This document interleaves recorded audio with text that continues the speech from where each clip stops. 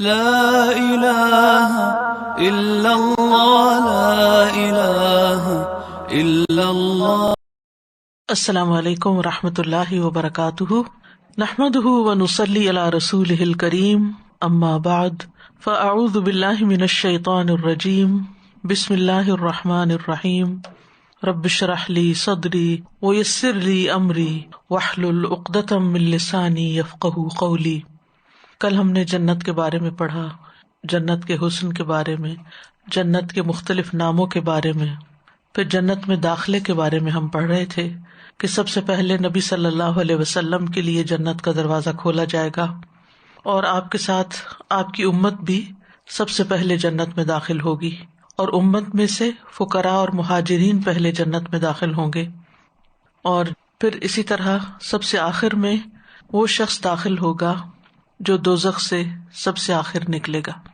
اس کے بارے میں صحیح مسلم کی ایک روایت میں آتا ہے، رسول اللہ صلی اللہ علیہ وسلم نے فرمایا، جو آدمی سب سے آخر میں جنت میں داخل ہوگا وہ گرتا پڑتا اور گھسٹتا ہوا دوزخ سے اس حال میں نکلے گا کہ دوزخ کی آگ اسے جلا رہی ہوگی۔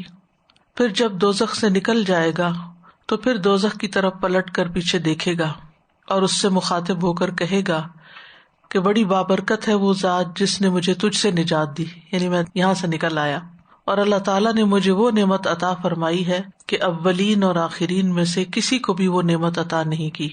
پھر اس کے لیے ایک درخت بلند کیا جائے گا، وہ آدمی کہے گا، اے میرے رب مجھے اس درخت کے قریب کر دیجئے تاکہ میں اس کے سائے کو حاصل کر سکوں اور اس کے پانی سے پیوں۔ اللہ عز و جل فرمائیں گے، اے ابن آدم اگر میں تجھے یہ دے دوں تو پھر اس کے علاوہ اور تو کچھ نہیں مانگے گا تو؟ وہ عرض کرے گا، نہیں ہے میرے رب۔ اللہ سبحانہ تعالیٰ سے اس کے علاوہ اور نہ مانگنے کا معاہدہ فرمائیں گے، وعدہ لیں گے۔ اللہ تعالیٰ اس کا عذر قبول فرمائیں گے کیونکہ وہ ایسی نعمتیں دیکھ چکا ہوگا جس پر اسے صبر نہ ہوگا۔ اللہ تعالیٰ اسے اس درخت کے قریب کر دیں گے، وہ اس کے سائے میں آرام کرے گا، اس کے پانی سے پیے گا۔ پھر اس کے لیے ایک اور درخت ظاہر کیا جائے گا جو پہلے درخت سے کہیں زیادہ خوبصورت ہوگا۔ وہ آدمی عرض کرے گا، اے میرے رب مجھے اس درخت کے قریب فرما دیجیے تاکہ میں اس کا سایہ حاصل کروں اور اس کا پانی پیوں، اور اس کے بعد میں اور کوئی سوال نہیں کروں گا۔ اللہ تعالیٰ فرمائیں گے، اے ابن آدم کیا تو نے مجھ سے وعدہ نہیں کیا تھا کہ تو مجھ سے اور کوئی سوال نہیں کرے گا؟ اور اب اگر تجھے اس درخت کے قریب پہنچا دیا تو پھر تو اور سوال کرے گا؟ اللہ سبحانہ تعالیٰ پھر اس سے وعدہ لیں گے کہ وہ کوئی سوال نہیں کرے گا، تاہم اللہ تعالیٰ اس کا عذر قبول کر لیں گے کیونکہ وہ ایسی نعمتیں دیکھ لے گا جس پر وہ صبر نہ کر سکے گا۔ پھر اللہ تعالیٰ اس کو اس درخت کے قریب کر دیں گے تاکہ وہ اس کے سائے میں آرام کرے اور پانی پیے۔ پھر اسے جنت کے دروازے پر ایک درخت دکھایا جائے گا جو پہلے دونوں درختوں سے زیادہ خوبصورت ہوگا۔ وہ آدمی کہے گا، اے میرے رب مجھے اس درخت کے قریب فرما دیجیے تاکہ میں اس کے سائے میں آرام کر سکوں، اس کا پانی پیوں، اس کے علاوہ اور کوئی سوال نہیں کروں گا۔ پھر اللہ تعالیٰ اس آدمی سے فرمائیں گے، اے ابن آدم کیا تو نے مجھ سے وعدہ نہیں کیا تھا کہ اس کے بعد تو اور کوئی سوال نہیں کرے گا؟ وہ عرض کرے گا، ہاں اے میرے رب اب میں اس کے بعد اس کے علاوہ کوئی اور سوال نہیں کروں گا۔ اللہ تعالیٰ اسے معذور سمجھیں گے کیونکہ وہ ایسی نعمتیں دیکھے گا جس پر وہ صبر نہیں کر سکے گا، تو اللہ تعالیٰ اس کو اس درخت کے بھی قریب کر دیں گے۔ جب وہ اس درخت کے قریب پہنچے گا جو جنت کے دروازے پر ہوگا تو جنت والوں کی آوازیں سنے گا اندر سے، تو عرض کرے گا، میرے رب مجھے اس میں داخل کر دے۔ تو اللہ تعالیٰ فرمائیں گے، اے ابن آدم تیرے سوال کو کون سی چیز روک سکتی ہے؟ کیا تو اس پر راضی ہے کہ تجھے دنیا اور دنیا کے برابر دے دیا جائے؟ وہ کہے گا، اے میرے رب تو مجھ سے مذاق کرتا ہے حالانکہ تو رب العالمین ہے، یعنی کہ ایسا بھی ہو سکتا ہے کہ اتنا کچھ مجھے مل جائے۔ تو بہرحال یہ آخری شخص ہوگا جو جنت میں داخل ہوگا اور اس کو سٹیپ بائی سٹیپ آگے لے جایا جائے گا۔ جنت میں جانے والوں کی تعداد، یعنی کتنے لوگ جنت میں جائیں گے؟ جانے والوں میں سب سے زیادہ امت محمد صلی اللہ علیہ وسلم ہوں گی، یعنی جنت میں ان کی کثرت ہوگی۔ صحیح بخاری کی روایت آتی ہے، ابن عباس سے روایت ہے، وہ کہتے ہیں کہ نبی صلی اللہ علیہ وسلم نے فرمایا، میرے سامنے امتیں پیش کی گئیں، ایک نبی گزرا، اس کے ساتھ اس کی پوری امت تھی، کسی نبی کے ساتھ چند لوگ تھے، کوئی نبی گزرا اس کے ساتھ 10 آدمی تھے، جبکہ ایک نبی کے ساتھ 5 لوگ تھے اور ایک نبی اکیلا گزرا۔ پھر میں نے دیکھا تو لوگوں کی ایک بہت بڑی جماعت نظر آئی۔ میں نے جبریل علیہ السلام سے پوچھا، کیا یہ میری امت ہے؟ انہوں نے کہا نہیں، بلکہ آپ افق کی طرف دیکھیں۔ میں نے ادھر دیکھا تو ایک بہت بڑی جماعت دکھائی دی. جبریل علیہ السلام نے کہا یہ آپ کی امت ہے. ان کے آگے آگے جو 70,000 کی تعداد ہے ان سے نہ حساب لیا جائے گا نہ ہی انہیں عذاب ہوگا. میں نے پوچھا ایسا کیوں ہوگا؟ انہوں نے کہا یہ لوگ بدن کو داغتے نہیں، دم جھاڑ نہیں کراتے اور نہ ہی بدشگونی لیتے ہیں، بلکہ اپنے رب پر توکل کرتے ہیں. تو عکاشہ بن محصن اٹھے، آپ کی طرف بڑھے اور کہنے لگے آپ دعا فرمائے اللہ مجھے ان لوگوں میں سے کر دے. آپ نے دعا کیا اللہ اسے بھی ان لوگوں میں شامل کر دے. اس کے بعد ایک اور صحابی کھڑے ہوئے اور عرض کی میرے لیے بھی دعا فرمائے کہ اللہ تعالیٰ مجھے بھی ان لوگوں میں داخل کر دے. تو فرمایا عکاشہ تم سے بازی لے گیا. تو بہرحال نبی صلی اللہ علیہ وسلم کی امت کی ایک الگ ہی شان ہوگی قیامت کے دن، اور اس میں بھی خاص ان لوگوں کی جو اپنے رب پر بھروسہ کرتے ہیں اور بھی شان ہوگی، یعنی وہ بغیر حساب کے جنت میں داخل ہوں گے، اور ان میں سے ہر ایک کے ساتھ پھر مزید بھی ہوں گے. مسند احمد کی روایت میں آتا ہے، ابن مسعود رضی اللہ عنہ سے مروی ہے، ایک مرتبہ رات کے وقت ہم لوگ رسول اللہ صلی اللہ علیہ وسلم کے ہاں دیر تک باتیں کرتے رہے. جب صبح کو حاضر ہوئے تو آپ نے فرمایا آج رات میرے سامنے مختلف انبیاء علیہم السلام کو ان کی امتوں کے ساتھ پیش کیا گیا ہے. چنانچہ ایک نبی گزرے تو ان کے ساتھ صرف 3 آدمی تھے، ایک نبی گزرے تو ان کے ساتھ ایک چھوٹی سی جماعت تھی، ایک نبی گزرے تو ان کے ساتھ ایک گروہ تھا، کسی نبی کے ساتھ کوئی بھی نہیں تھا، حتیٰ کہ میرے پاس سے موسیٰ علیہ السلام کا گزر ہوا جن کے ساتھ بنی اسرائیل کی بہت بڑی تعداد تھی، جسے دیکھ کر مجھے تعجب ہوا اور میں نے پوچھا یہ کون لوگ ہیں؟ مجھے بتایا گیا کہ یہ آپ کے بھائی موسیٰ ہیں اور ان کے ساتھ بنی اسرائیل کے لوگ ہیں. میں نے پوچھا پھر میری امت کہاں ہے؟ مجھ سے کہا گیا کہ اپنی دائیں جانب دیکھیے.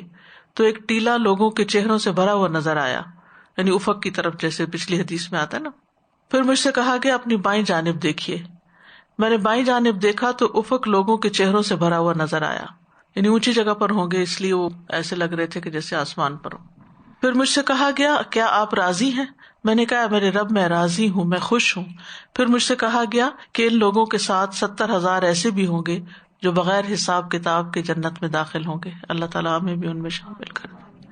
آپ صلی اللہ علیہ وسلم نے صحابہ سے فرمایا تم پر میرے ماں باپ قربان ہوں، اگر تم 70,000 افراد والوں میں شامل ہو سکو تو ایسا ہی کرو، اگر اس کی استطاعت نہ ہو تو ٹیلے والوں میں شامل ہو جاؤ، تھوڑے اور اونچی جگہ پر ہوں گے، اور اگر یہ بھی نہ کر سکو تو افق والوں میں شامل ہو جاؤ، کیونکہ میں نے وہاں بہت سے لوگوں کو ملتے ہوئے دیکھا ہے.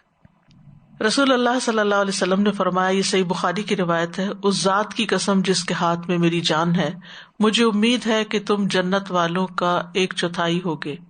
ہم نے اللہ اکبر کہا تو آپ نے فرمایا مجھے امید ہے کہ تم جنت والوں کا 1/3 ہوگے، 1/3. ہم نے اللہ اکبر کہا تو آپ نے فرمایا مجھے امید ہے کہ تم تمام جنت والوں کے آدھے ہوگے.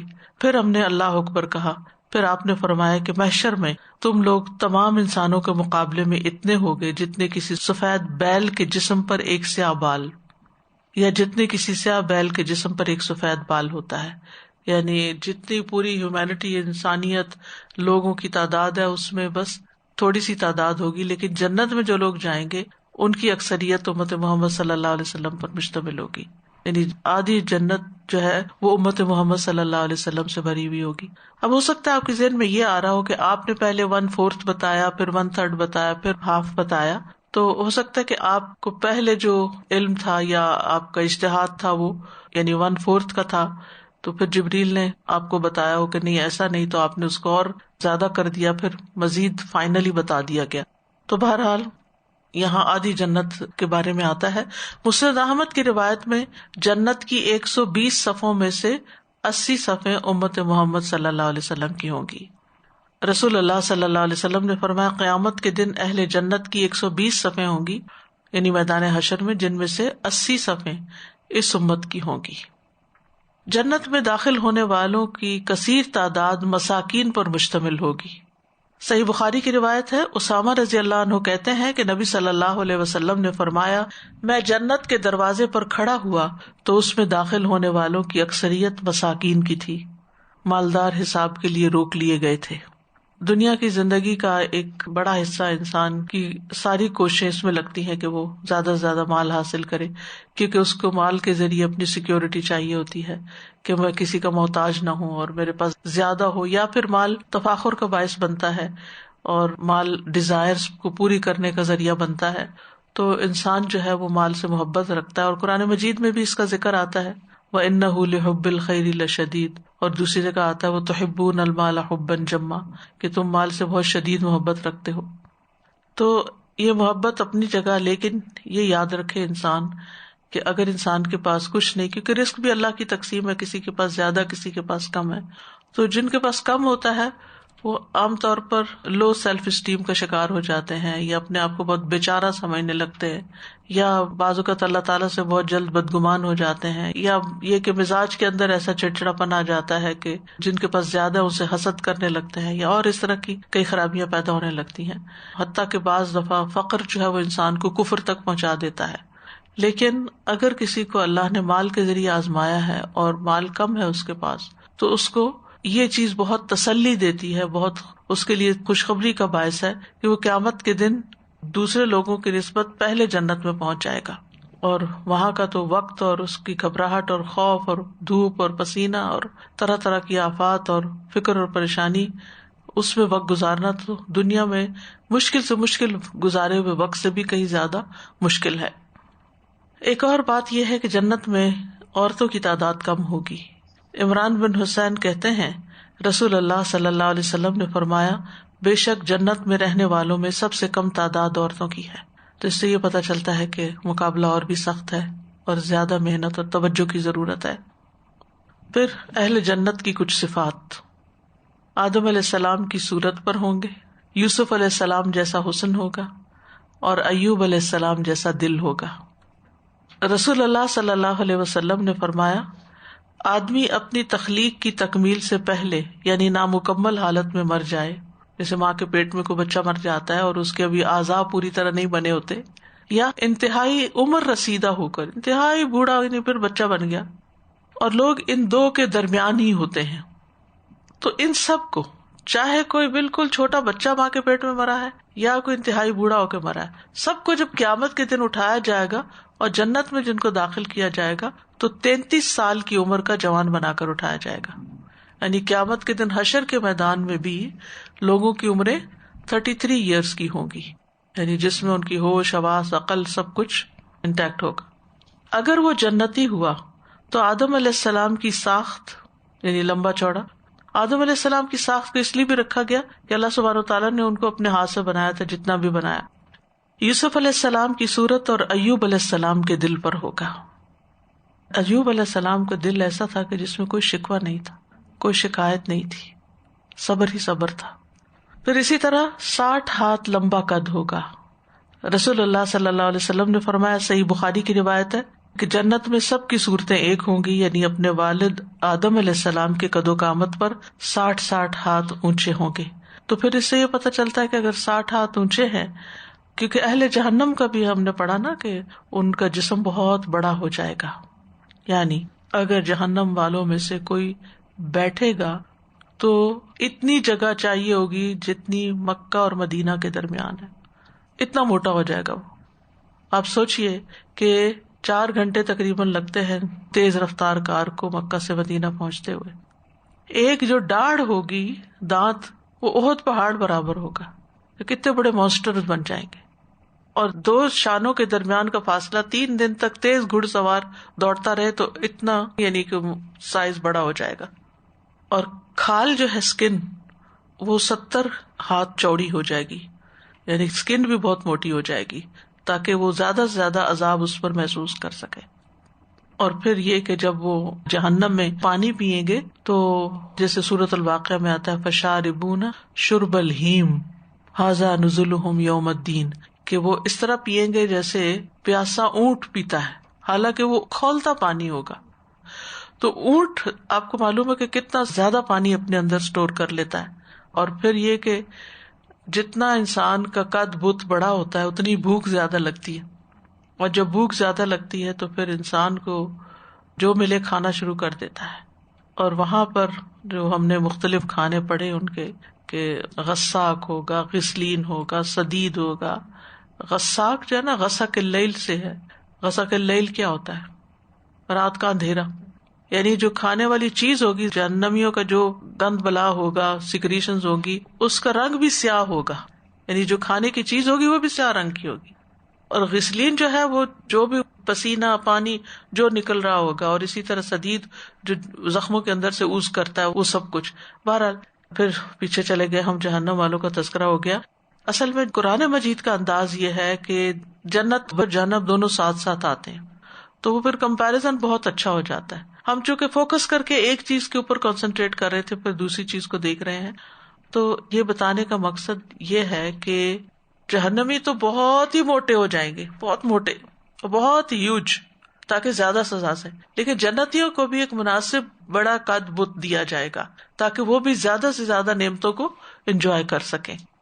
صحیح بخاری میں آتا ہے کہ سب کی صورتیں ایک ہوں گی، یعنی اپنے والد آدم علیہ السلام کے قد و قامت پر 60 ہاتھ اونچے ہوں گے.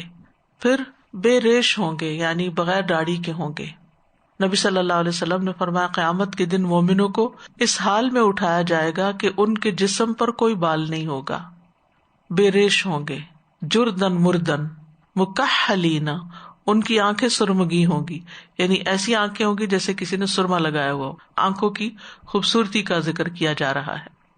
تو آپ دیکھیے کہ جسم کے بال کہیں بھی ہوں تو انسان کے لیے تکلیف کا ہی باعث ہوتے ہیں، سوائے اس کے کہ سر کے بال جو کہ ایک حسن کا ذریعہ ہے، لیکن باقی بال جو ہیں غیر ضروری بالوں کی طرف اشارہ ہے کہ کوئی غیر ضروری بال جسم پر نہیں ہوں گے. پھر اہل جہنم کی تو بہت ہی غلاظت ہوگی، اور وہی غلاظت ان کو پھر کھانے کو بھی دے دی جائے گی، ان کی وامٹنگ، ان کی ہر ایک چیز، ان کا یورین، باقی بھی سب کچھ. لیکن اہل جنت پاک صاف ہوں گے.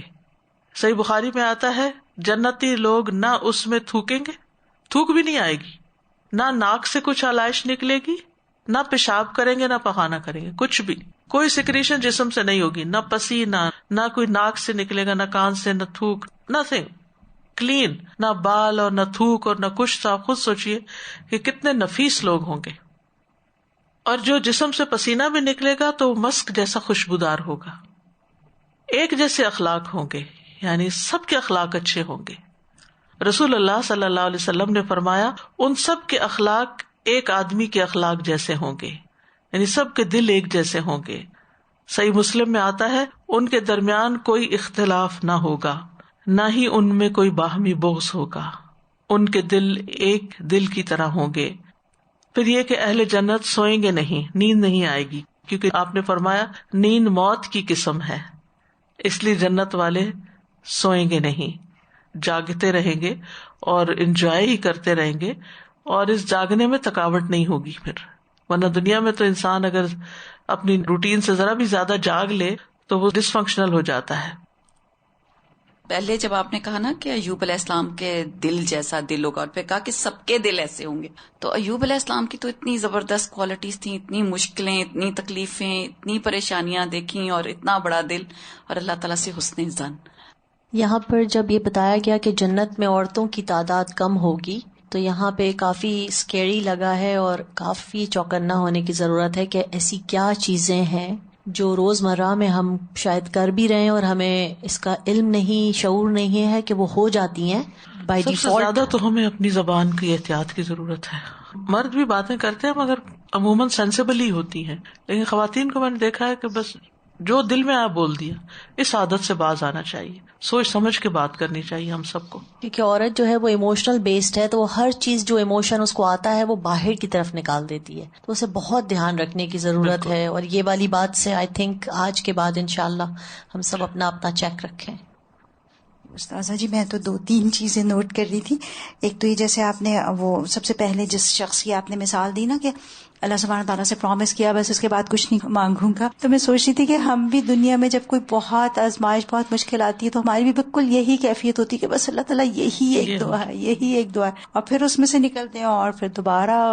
یعنی بچپن میں ہماری ڈریمز کچھ ہوتی ہیں، جب وہ پوری ہو جاتی ہیں تو پھر اگلے شوق آ جاتے ہیں، پھر اس کے بعد کچھ اور، پھر ساری زندگی کبھی ختم نہیں ہوتے. ہزاروں خواہشیں ایسی کہ ہر خواہش پہ دم نکلے. اور یہ جو آپ نے فرمایا نا کہ 70,000 لوگ بغیر اس کے ٹیسٹ کے جائیں گے، تو یہ سن کے مجھے اتنا حشر کا میدان ہے اور سب انتظار میں ہی کھڑے ہیں اور آپ بغیر ٹیسٹ کے جا رہے ہیں، تو کتنا بڑا آنر ہے ہم سب کو. استاذہ جی ایک آخری بات، یہ جو کھانے کی بات ہوئی نا کہ شکل بھی ویسی ہوگی، تو دنیا میں بھی کوئی بے شک کہتا رہے کہ بہت اچھا ٹیسٹ ہے، ٹرائی کرو، لیکن اگر شکل آپ کو نہیں اچھی لگ رہی تو آپ نہیں اس کو ٹچ کرتے. اللہ تعالیٰ محفوظ رکھے، ہم سب کو بچا کے رکھے. آپ نے بتایا تھا 70,000 بغیر حساب کے جائیں گے، تو باقی جو جنت میں جائیں گے ان کا کیا حساب ہوگا؟ پہلے وہ دوزخ میں جائیں گے یا کیا؟ نہیں، حساب ویسے حساب ہوگا، یعنی کہ اللہ تعالیٰ پوچھے گا عمر کس کام میں گزاری، جوانی کہاں گزاری، یعنی دیکھا جائے گا اعمال نامے کو. پھر اہل جنت کے چہرے روشن اور مسکراتے ہوئے چہرے ہوں گے. سورۃ عبسہ میں فرمایا وجوہ یومئذ مسفرہ ضاحکۃ مستبشرہ. کچھ چہرے اس دن روشن ہوں گے، ہنستے ہوئے، بہت خوش. سفید چہرے ہوں گے. سورۃ آل عمران میں فرمایا وَأَمَّا الَّذِينَ ابْيَضَّتْ وُجُوهُهُمْ فَفِي رَحْمَةِ اللَّهِ هُمْ فِيهَا خَالِدُونَ. اور رہے وہ لوگ جن کے چہرے سفید ہوں گے سو اللہ کی رحمت میں ہوں گے، وہ اس میں ہمیشہ رہنے والے ہیں. تر و تازہ چہرے ہوں گے. سورۃ الغاشیہ میں فرمایا وجوہ یومئذ ناعمہ لسعیها راضیہ فی جنت عالیہ. کئی چہرے اس دن تر و تازہ ہوں گے، اپنی کوشش پہ خوش ہوں گے، بلند جنت میں ہوں گے. اپنے رب کی طرف دیکھنے والے چہرے ہوں گے. سورۃ القیامہ میں فرمایا وجوہ یومئذ ناظرہ الی ربها ناظرہ. اس دن کئی چہرے تر و تازہ ہوں گے، اپنے رب کی طرف دیکھ رہے ہوں گے. چہروں سے نعمت کی تازگی پہچان لی جائے گی. سورۃ مطففین میں فرمایا ان الابرار لفی نعیم علی الارائک ینظرون. تعرف فی وجوہہم نضرۃ النعیم. بے شک نیک لوگ یقیناً بڑی نعمت میں ہوں گے، تختوں پر بیٹھے دیکھ رہے ہوں گے، تو ان کے چہروں میں نعمت کی تازگی پہچانے گا، یعنی نعمتوں کے آثار چہروں پہ نظر آئیں گے. پھر جنت کے کچھ اوصاف اور جنت کی نعمتیں، جن میں سب سے پہلے جنت کے دروازے، کیونکہ دروازے سے انٹری ہوگی. جنت کے 8 دروازے ہیں اور یہ دروازے کھلے ہوئے ہوں گے. سورۃ صاد میں فرمایا جنات عدن مفتحۃ لہم الابواب. ہمیشہ رہنے کے باغات، اس حال میں کہ ان کے لیے دروازے پورے کھلے ہوں گے. اسی لیے جنت کی خوشبو باہر بھی آ رہی ہوگی. وہ آتا نا کہ جنت کی خوشبو دور دور تک پہنچ رہی ہوگی. دروازوں کے 2 کناروں کے درمیان کا فاصلہ کتنا ہوگا؟ صحیح بخاری میں آتا ہے نبی صلی اللہ علیہ وسلم نے فرمایا اس ذات کی قسم جس کے ہاتھ میں میری جان ہے، بے شک جنت کے دروازے کے 2 کناروں میں اتنا فاصلہ ہے جتنا مکہ اور ہمیر میں ہے، یا جتنا مکہ اور بصرہ میں ہے. یعنی ایک دروازہ اتنا چوڑا ہوگا. جب حرم میں جاتے ہیں نا تو دروازے کھلے ہوتے ہیں نا، تو اس کے اے سی کی ٹھنڈک باہر تک آ رہی ہوتی، مجھے ہمیشہ وہ یاد آتا ہے. تو 8 دروازے ہوں گے جنت کے، اور مختلف دروازوں میں مختلف خصوصیات رکھنے والے لوگ داخل ہوں گے. اسی طرح جیسے روزہ دار کے لیے دروازہ ہوگا، نماز، جہاد، صدقہ کا دروازہ. رسول اللہ صلی اللہ علیہ وسلم نے فرمایا، صحیح بخاری کی روایت ہے، جو اللہ کے راستے میں 2 چیزیں خرچ کرے گا جوڑا، اسے فرشتے جنت کے دروازوں سے بلائیں گے کہ اے اللہ کے بندے یہ دروازہ اچھا ہے، تم ادھر سے آؤ. وہ بھی ایک شان ہوگی نا داخل ہونے والوں کی. اور فرشتے جو ہیں وہ دروازوں پہ ہوں گے اور وہ اپنا آنر سمجھیں گے کہ یہ میری طرف سے اندر آئے، یعنی جنتیوں کو اتنی عزت بخشی جائے گی. پھر جو شخص نمازی ہوگا، یعنی جس کی نمازیں اچھی ہوں گی، نمازیں زیادہ ہوں گی، اسے نماز کے دروازے سے بلایا جائے گا. جو مجاہد ہوگا اسے جہاد کے دروازے سے بلایا جائے گا. جو روزہ دار ہوگا اسے باب الریان سے بلایا جائے گا. جو صدقہ کرنے والا ہوگا اسے صدقے کے دروازے سے بلایا جائے گا.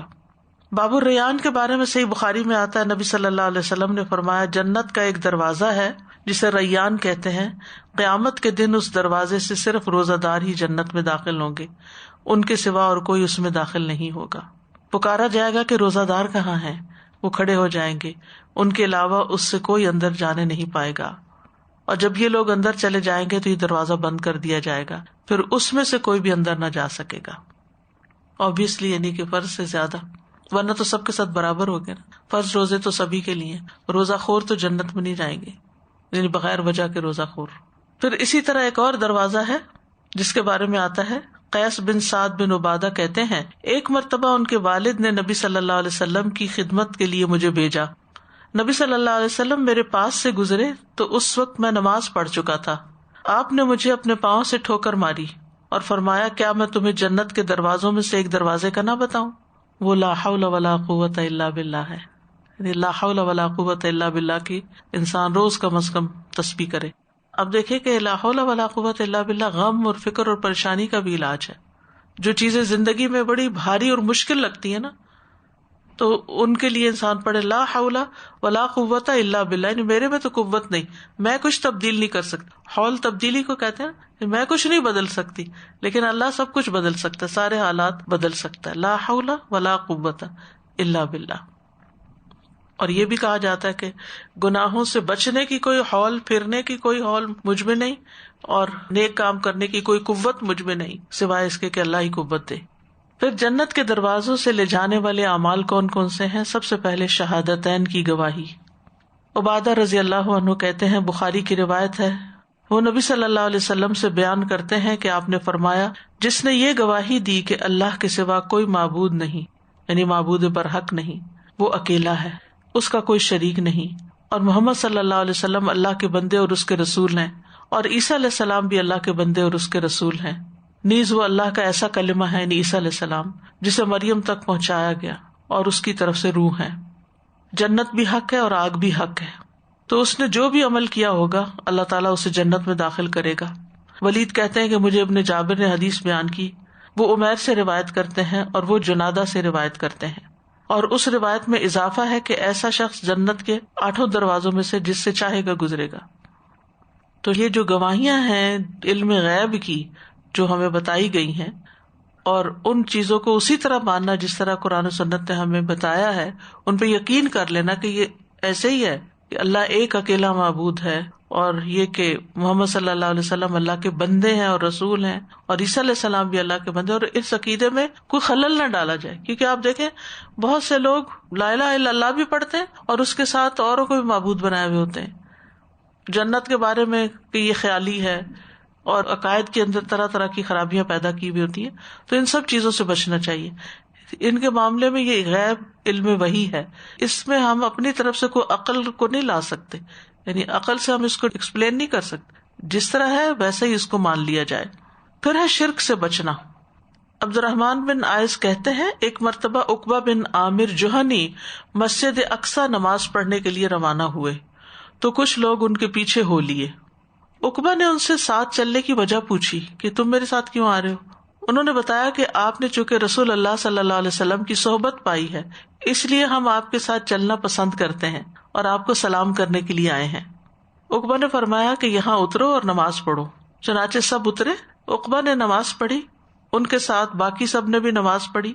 سلام پھیرنے کے بعد انہوں نے فرمایا کہ میں نے رسول اللہ صلی اللہ علیہ وسلم کو یہ فرماتے ہوئے سنا ہے کہ جو بندہ بھی اللہ عز و جل سے اس حال میں ملاقات کرے کہ اس کے ساتھ کسی کو شریک نہ ٹھہراتا ہو اور اپنے ہاتھوں کو کسی کے خون سے رنگین کیے ہوئے نہ ہو، یعنی کوئی قتل نہ کیا ہو، کسی پر ظلم زیادتی نہ کی ہو، وہ جنت کے جس دروازے سے چاہے اس میں داخل ہو جائے. فرائض کی ادائیگی. نبی صلی اللہ علیہ وسلم نے فرمایا جو شخص اللہ کی عبادت اس طرح کرے کہ اس کے ساتھ کسی کو شریک نہ ٹھہرائے، یعنی کوئی ریاکاری نہ کرے، نہ شرک اصغر نہ شرک اکبر، نماز قائم کرے، زکوٰۃ ادا کرے، بات سنے اور مانے. کیا ہے؟ بات سنے اور مانے، پہلے اس پہ یقین کرے پھر اس پر عمل کرے، تو جنت کے دروازوں میں سے جس میں سے چاہے گا اللہ اس کو داخل کرے گا. اور جنت کے 8 دروازے ہیں. وضو کے بعد کی دعا، اس پر بھی جنت کے دروازے کھلتے ہیں. رسول اللہ صلی اللہ علیہ وسلم نے فرمایا جو شخص وضو کرے اور کامل وضو کرے، اچھی طرح مل مل کے کرے، کوئی جگہ خشک نہ رہ جائے، پورا وضو کرے، ادھورا نہ کرے، ایڑیاں اور کونیاں خشک نہ ہو، پھر کہے اشہد ان لا الہ الا اللہ وان محمدن عبد اللہ ورسولہ، تو اس کے لیے جنت کے 8 دروازے کھل جاتے ہیں، ان میں سے جس دروازے سے چاہے داخل ہو جائے.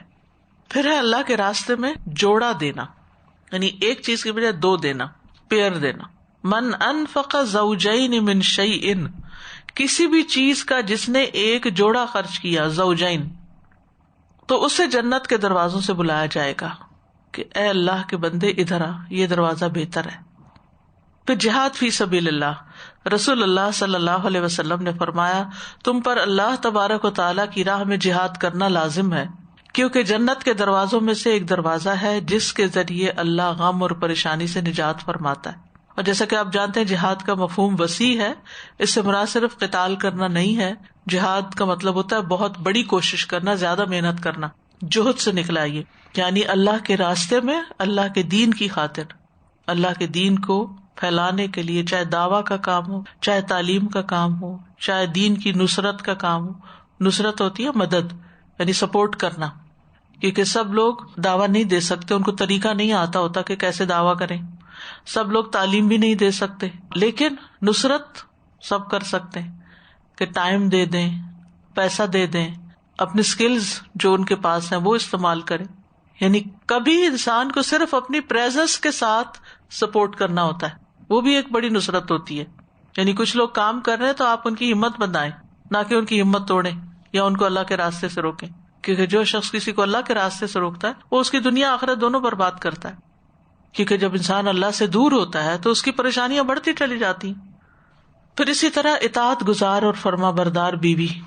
عبد الرحمن بن عوف کہتے ہیں رسول اللہ صلی اللہ علیہ وسلم نے فرمایا جو عورت 5 وقت کی نماز پڑھتی ہو، رمضان کے روزے رکھتی ہو، اپنی شرمگاہ کی حفاظت کرتی ہو اور اپنے شوہر کی اطاعت کرتی ہو، یعنی اس کی بات مانتی ہو، اس سے کہا جائے گا کہ جنت کے جس دروازے سے چاہو داخل ہو جاؤ۔ پھر ہے والد کی فرما برداری۔ ابو درداء کہتے ہیں میں نے رسول اللہ صلی اللہ علیہ وسلم سے سنا کہ باپ جنت کا درمیان والا دروازہ ہے، یعنی سینٹرل ڈور ہے۔ اب تمہاری مرضی، اپنے والدین کا خیال رکھو یا چھوڑ دو۔ یاد رکھیے والدین کا حق صرف زندگی میں نہیں ہوتا، مرنے کے بعد بھی ہوتا ہے کہ آپ ان کے لیے کتنی دعا کرتے ہیں اور ان کے لیے کتنا صدقہ خیرات کرتے ہیں اور ان کے رشتہ داروں کا کتنا خیال رکھتے ہیں اور حتیٰ کہ ان کے دوستوں کا کتنا خیال رکھتے ہیں، یہ بھی بڑا ضروری ہے۔ آپ کو یاد ہے وہ واقعہ جب ابن عمر کئی سفر پہ جا رہے تھے تو ان کے ساتھ ان کا گدھا بھی تھا اور ان کا امامہ بھی تھا، تو انہوں نے اپنے والد کے ایک بدو دوست کو، وہ بدو ساتھ ہر وقت تھوڑی رہتا تھا حضرت عمر کے، لیکن اس کا کہا کہ یہ میرے والد جس سے محبت کرتے تھے، میل ملاقات کے لیے آتا ہوگا، تو والد اس سے محبت کرتے تھے، انہوں نے اپنا گدھا بھی دے دیا، اپنا امامہ بھی دے دیا کہ یہ والد کے دوست تھے۔ تو آج ہم سب کو بھی سوچنا چاہیے کہ ہم اپنے والدین کے اگر دوست نہیں تو رشتے دار، اگر ان کے بہن بھائی زندہ ہیں یا ان کے بہن بھائیوں کے بچے زندہ ہیں یا کوئی، ان کو کس طرح ہم خیر یا فیض پہنچاتے ہیں، یہ بھی والدین کو ہی خوش کرنے کا سبب بنتا ہے۔ اور ان میں سب سے پہلے تو اپنے بہن بھائی آ جاتے ہیں۔ والدین کو اپنی اولاد کی کتنی فکر ہوتی ہے نا۔ پھر نابالغ بچے کی وفات، یعنی چھوٹا بچہ کسی کا اگر فوت ہو جائے، سنن نسائی کی روایت ہے، معاویہ بن قرہ اپنے والد سے روایت کرتے ہیں کہ ایک آدمی نبی صلی اللہ علیہ وسلم کے پاس آیا، اس کے ساتھ اس کا ایک بیٹا تھا۔ آپ نے اس آدمی سے فرمایا کیا تو اس سے محبت کرتا ہے؟ اس نے کہا اللہ آپ سے ویسی محبت فرمائے جیسے میں اس سے رکھتا ہوں، یعنی بہت زیادہ محبت کرتا ہوں، انتہا درجے کی۔ اب ہوا یہ کہ وہ بچہ فوت ہو گیا۔ آپ نے جب کئی دن اس شخص کو نہیں دیکھا تو اس کے بارے میں پوچھا تو آپ کو بتایا گیا، تو آپ نے اس کو بلایا، وہ آیا تو آپ نے فرمایا کیا تجھے یہ بات اچھی نہیں لگتی کہ قیامت کے دن تم جنت کے جس دروازے پر بھی جاؤ وہاں اسے پاؤ، یعنی وہ تمہیں ویلکم کرنے آئے گا، وہ بھاگتا ہوا تیرے لیے دروازہ کھولے۔ یعنی اگر تو صبر کرے، تمہاری اتنی عزیز چیز کھو گئی اور اس پر اگر تم نے صبر کیا، یعنی غم نہ کرو، اب اس کو آگے جا کے ملو گے۔ تو چھوٹے بچے جو ہیں، حتیٰ کہ وہ بچہ جو ماں کے پیٹ میں ہی فوت ہو گیا، وہ بھی کھینچ کے ماں کو جنت کی طرف لے جائے گا، کیونکہ والدین کو اپنی اولاد سے محبت بہت ہوتی ہے، اور اگر وہ ان کی زندگی میں فوت ہو جائے تو ان کے لیے بہت تکلیف دہ ہوتا ہے۔ یہ غم، یہ صدمہ بھلانا بڑا مشکل ہوتا ہے۔ اولاد کا غم سب سے بڑا غم ہوتا ہے، چاہے زندہ ہو چاہے فوت ہو، لیکن اگر انسان اس پہ صبر کرتا ہے اور اللہ سے راضی رہتا ہے اور اجر کی توقع رکھتا ہے تو اللہ قیامت کے دن اس کو بہترین شکل میں اجر عطا فرمائے گا۔ 3 بچوں کی وفات پر جنت کے 8 دروازوں کے کھلنے کی خوشخبری ہے۔ سنن ابن ماجہ کی روایت ہے، عتبہ بن عبد السلمی سے روایت ہے، وہ کہتے ہیں میں نے رسول اللہ صلی اللہ علیہ وسلم سے سنا، آپ نے فرمایا جس مسلمان کے 3 ایسے بچے فوت ہو جائیں جو گناہ کی عمر کو نہ پہنچے ہوں، معصوم چھوٹے، وہ جنت کے 8 دروازوں پر اس کا استقبال کریں گے، جس دروازے سے چاہے وہ جنت میں داخل ہو جائے، وہ اس کے آگے کھڑے ہوں گے۔ جنت کے دروازے سے فرشتے کی پکار آئے گی۔ ابو ہریرہ کہتے ہیں ایک فرشتہ جنت کے دروازوں میں سے کسی دروازے پر کھڑا ہو کر کہتا ہے کہ کون ہے جو اللہ کو قرض دے، کل اس کو اس کا بدلہ دیا جائے گا۔ ایک دوسرا فرشتہ دوسرے دروازے پہ کھڑا ہو کے کہتا ہے یا اللہ تیرے راستے میں جو خرچ کرنے والے ہیں ان کو نعم البدل عطا فرما اور روکنے والے کے مال کو تباہ کر دے، روکنے والے کے مال کو تباہ کر دے، یعنی دینے والے کو اور دے۔ یہ فرشتے دعائیں کرتے ہیں۔ پھر جنت کے دروازے پر کچھ عمل رکاوٹ بھی بنیں گے۔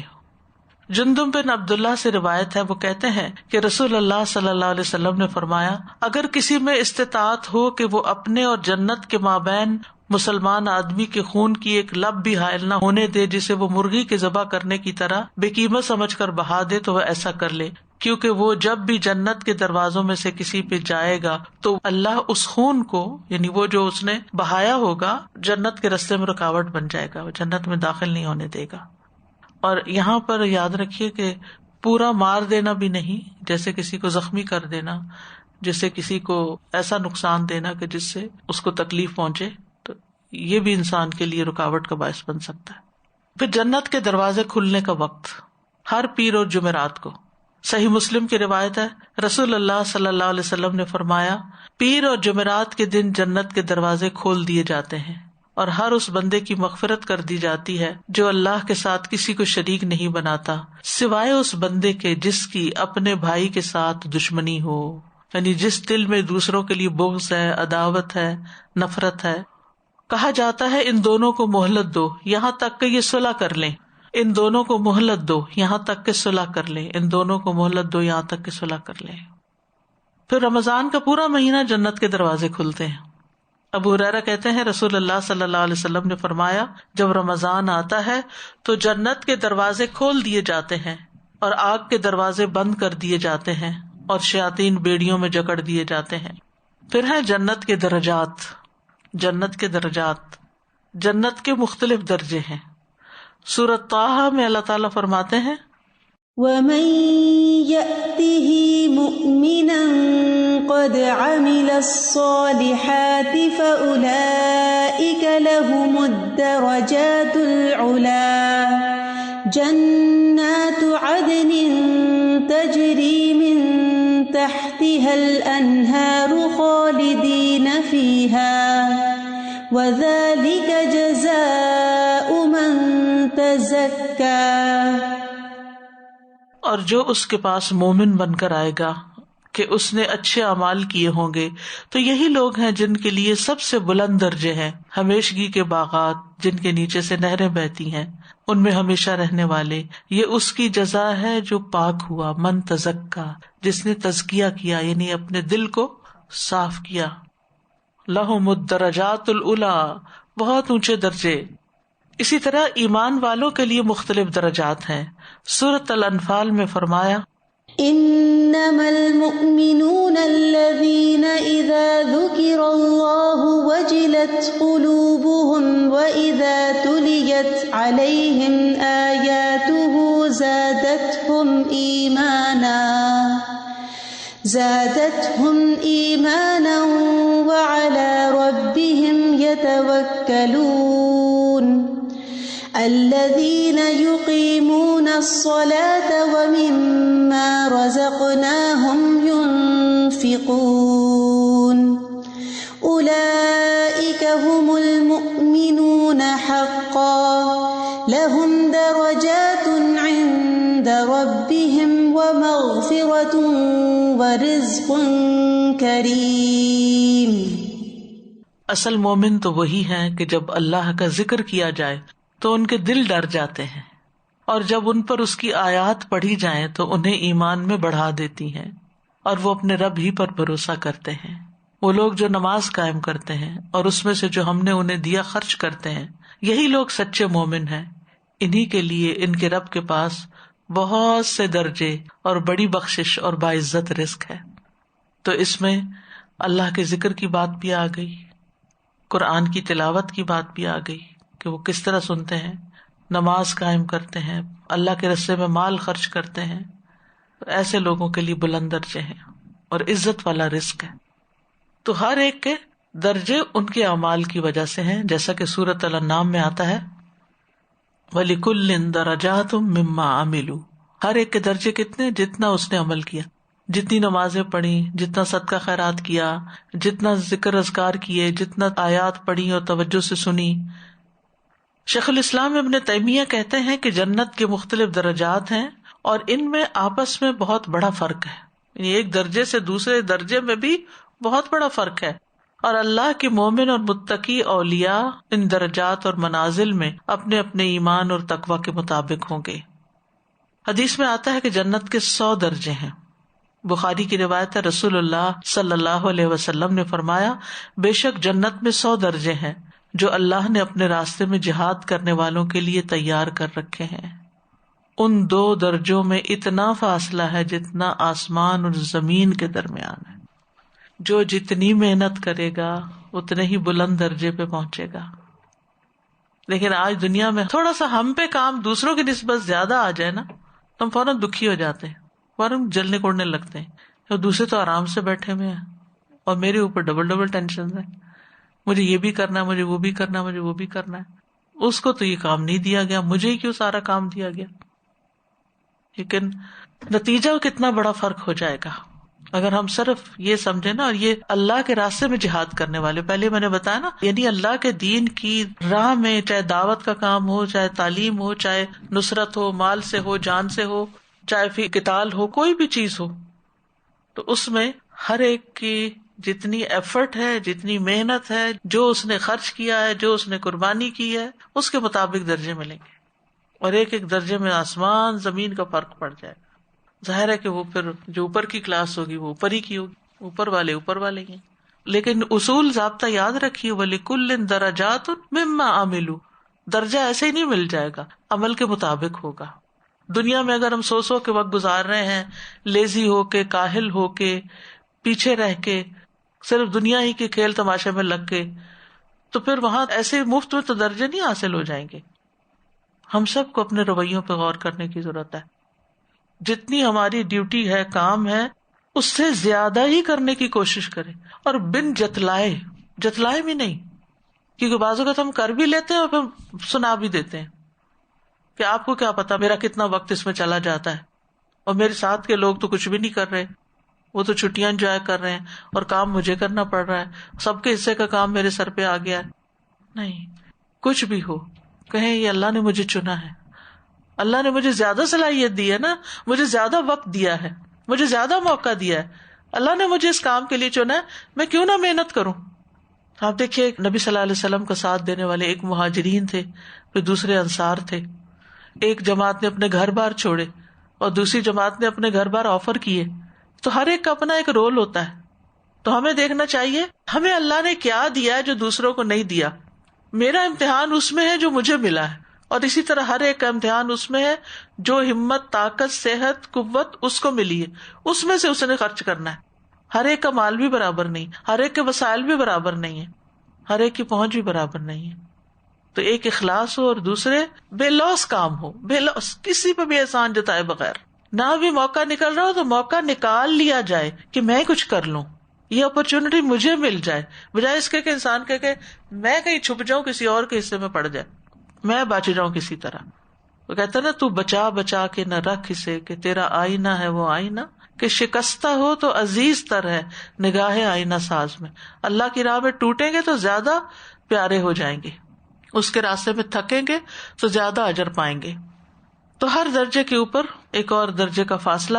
ابو سعید خدری کہتے ہیں نبی صلی اللہ علیہ وسلم نے فرمایا جنتی لوگ اپنے سے اوپر بالا خانوں والوں کو اپنے سر اٹھا کر انتہائی شوق سے غور و خوض کرتے ہوئے اس طرح دیکھیں گے جیسے وہ دنیا میں کسی چمکدار گہرے اور بہت دور کے ستارے کو دیکھتے ہیں، ایسے غور سے اور شوق سے جو آسمان کے مشرقی یا مغربی کنارے میں ہوتا ہے، کیونکہ دونوں درجوں کا فرق بہت زیادہ ہوگا.